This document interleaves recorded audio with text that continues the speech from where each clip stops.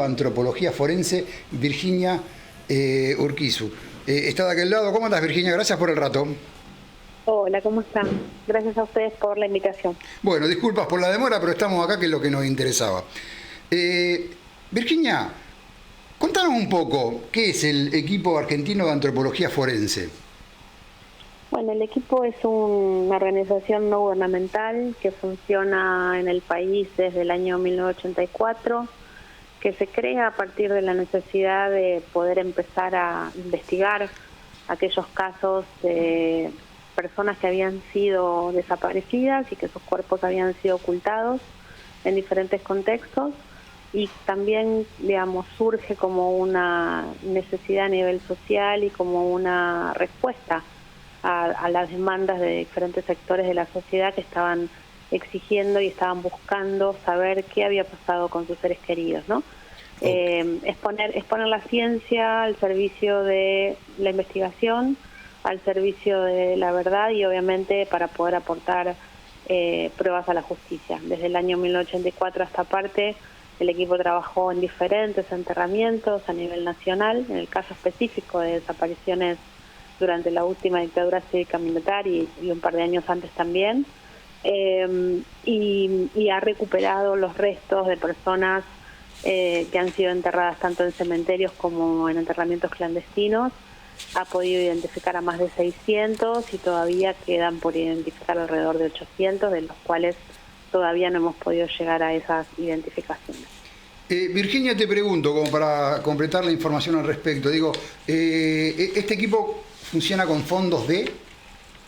Este equipo es una organización no gubernamental sin fines de lucro que tiene un financiamiento mixto. Nosotros desde el año 2007 a esta parte contamos con una parte del presupuesto nacional que se vota en el Congreso para poder hacer frente, digamos, a lo que son los costos en las investigaciones, tanto de desapariciones durante la última dictadura cívico-militar como también desapariciones en democracia y también el plan de proyecto humanitario Malvinas en Argentina.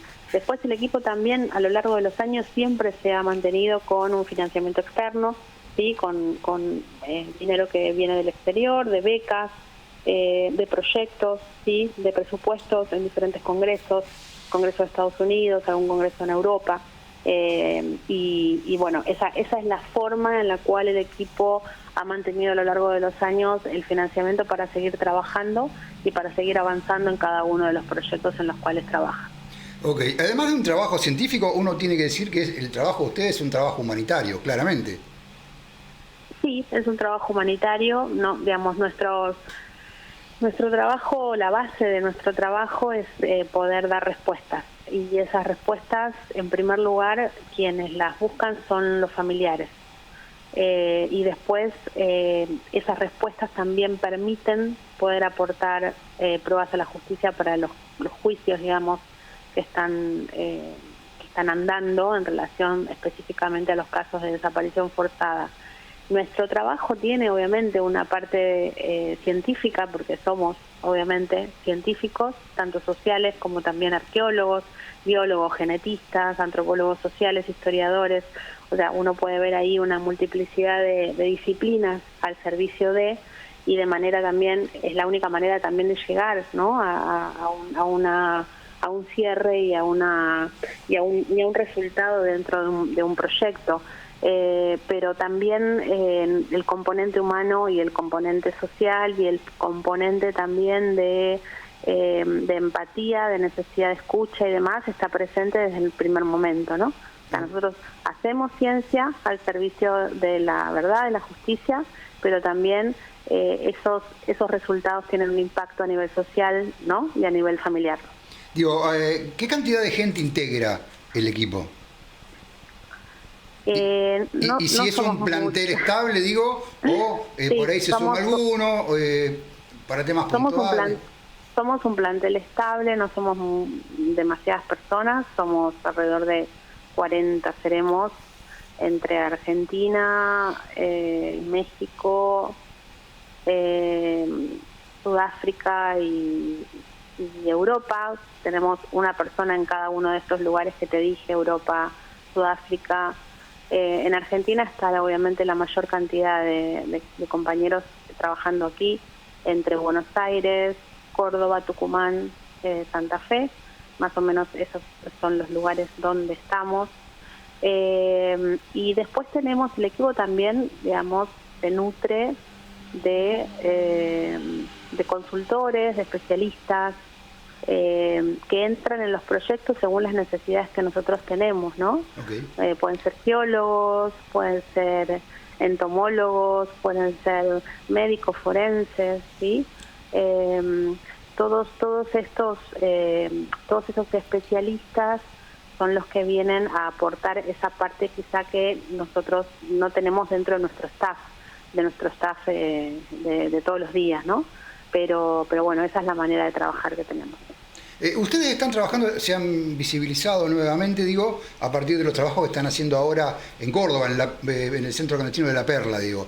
¿Quién digamos, le da la instrucción? ¿Quién solicita los servicios de ustedes? ¿Es un juez determinado? Siempre es la justicia, Nosotros somos peritos, ¿sí? Nuestro rol es de peritos, somos peritos, okay, tanto de la justicia como de las familias.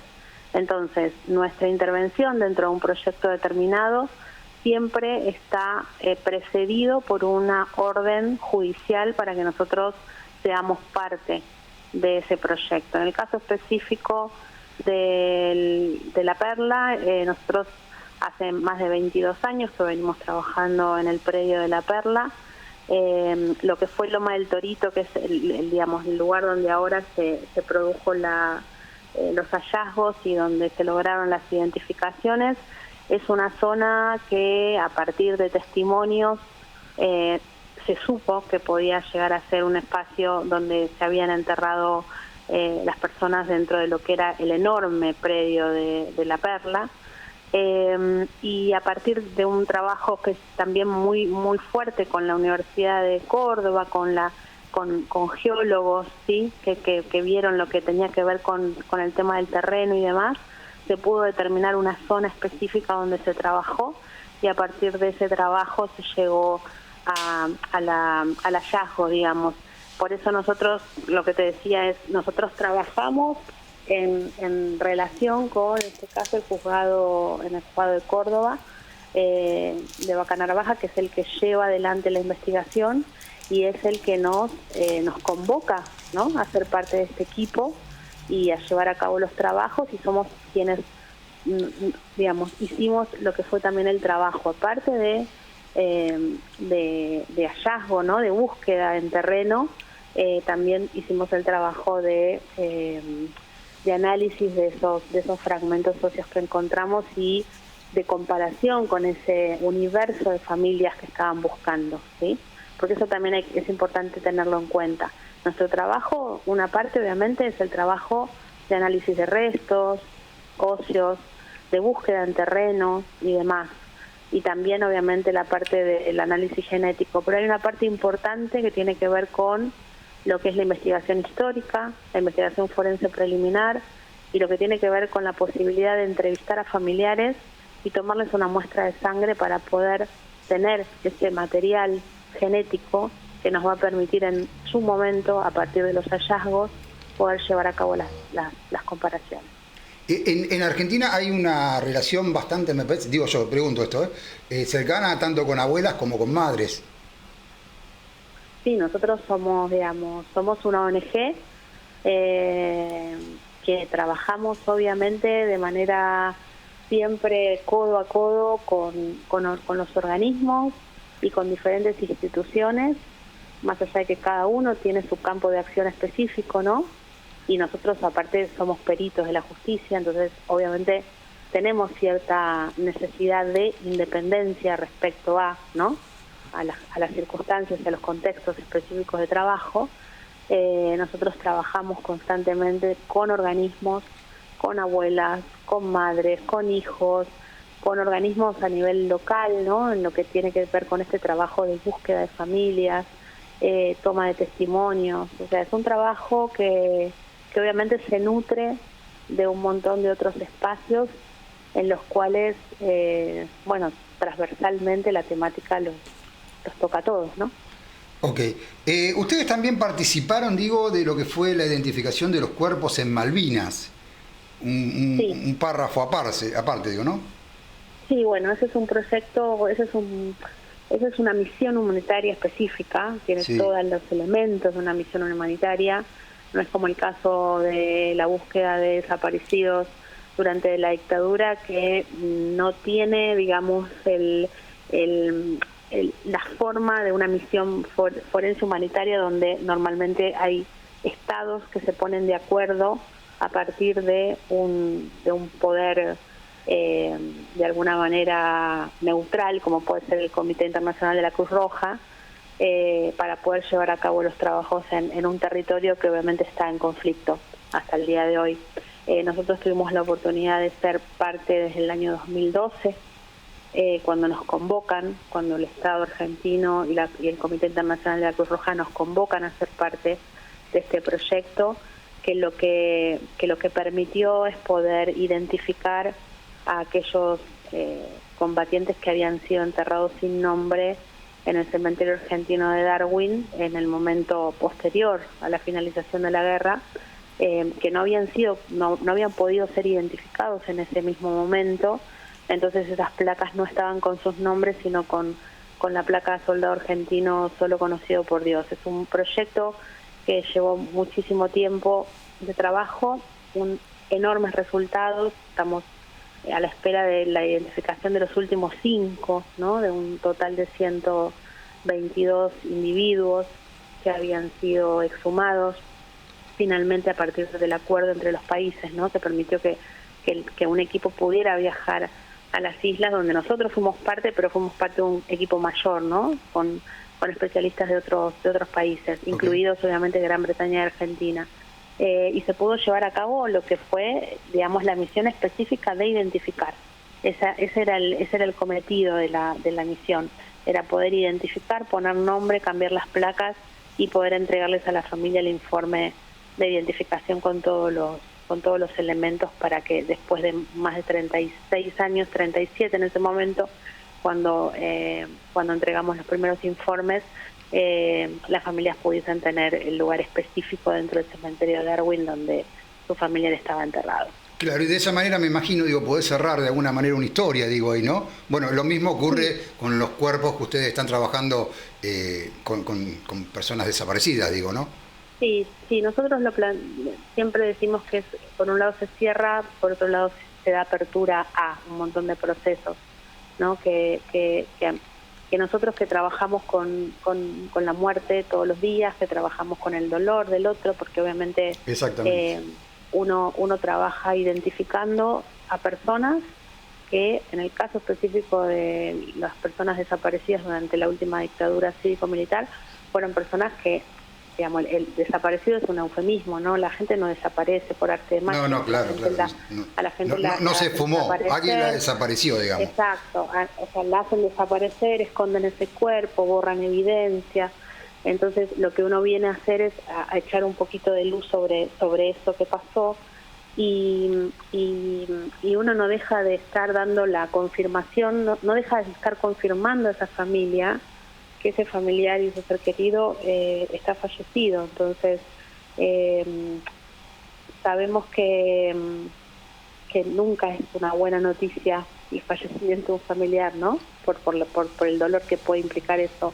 Pero si eso uno lo toma como la certeza de que algo fue de determinada manera y uno puede conocer ese destino, la mayoría de los familiares lo plantean y lo comparten con nosotros como una situación de muchísima reparación, de muchísimo alivio, hasta de alegría, ¿no?, por conocer la historia, por saber qué pasó, por lo menos reconstruir esa partecita del momento cercano a la muerte, ¿no? Ese momento específico. Y normalmente lo plantean como una apertura, como algo que se abre en relación a lo que es la posibilidad de comenzar con ese duelo, ¿no? Que estaba cerrado. O sea, más que un cierre, lo plantean de esa manera, como una apertura a empezar a a hacer lo que hay que hacer cuando un familiar nuestro fallece, ¿no? Ok, y aquello, bueno, después, digo, la intervención también de la justicia para darle otro cierre también a la historia, ¿no? Exacto, por eso digo que nuestro trabajo tiene una parte muy técnica, ¿no? Que implica una identificación desde lo antropológico, desde lo histórico y desde lo genético, ¿no? Una confirmación de esos, de esa búsqueda que uno hizo y de esa reconstrucción de ese caso a partir de la confirmación genética, ¿no? De poder hacer esa comparación entre ese elemento conocido y ese elemento desconocido para llegar a la identificación, pero a la vez también, aparte de este efecto a nivel de la familia y a nivel de la apertura al duelo, también es la posibilidad de la prueba irrefutable de que las personas desaparecidas no se morían de manera natural, sino que eran asesinadas, que sus cuerpos eran ocultados y que uno puede aportar pruebas a la justicia respecto a la manera o a las lesiones que pudieron haber provocado la muerte, ¿no? de esa persona. Ok. Y te pregunto un poco lo último, ni para sacarte más tiempo, ni nosotros pues tuvimos que achicar un poco la nota. Ustedes tienen también, miraba ahí en su página, más de 50 misiones a nivel internacional. Es muy importante, digo, eso marca también, digo, el prestigio que tiene el equipo argentino de antropología forense, digo. Sí, nosotros hemos trabajado en más de 50 países desde el 84 a esta parte, en todos los continentes. Mantenemos nuestro trabajo en lo que es en Centroamérica, en México. Tenemos un equipo de compañeros trabajando constantemente ahí, sobre todo con el tema de los migrantes, ¿no? Del corredor migratorio de Centroamérica queriendo llegar a Estados Unidos, que también es una situación tremendamente difícil, ¿no? Para México y para no solamente para México, sino para los países de Centroamérica, Honduras, El Salvador, Guatemala, todos los países de esa zona.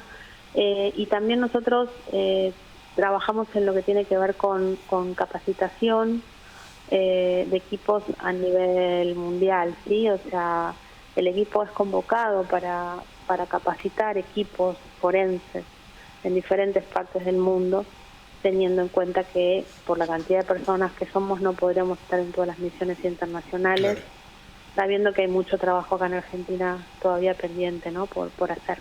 Y bueno, como también un hecho, además de real, simbólico, digo, la identificación de los restos de Guevara. Sí, bueno, eso es simbólico a nivel de lo que significó. Exactamente, para la historia, sí. ¿No? Significó para la historia haber trabajado aparte con un equipo, el mismo equipo de forenses cubanos y haber llegado a la identificación cuando todavía, bueno, no existía lo que hoy en día existe a nivel de la genética, ¿no? Las claro, posibilidades hoy en día de poder hacer las identificaciones teniendo otras herramientas y otros elementos. Pero bueno, el equipo ha estado en muchos hitos históricos de identificaciones, sobre todo nuestros predecesores, ¿no? Los fundadores del equipo, que son quienes estuvieron en esas misiones.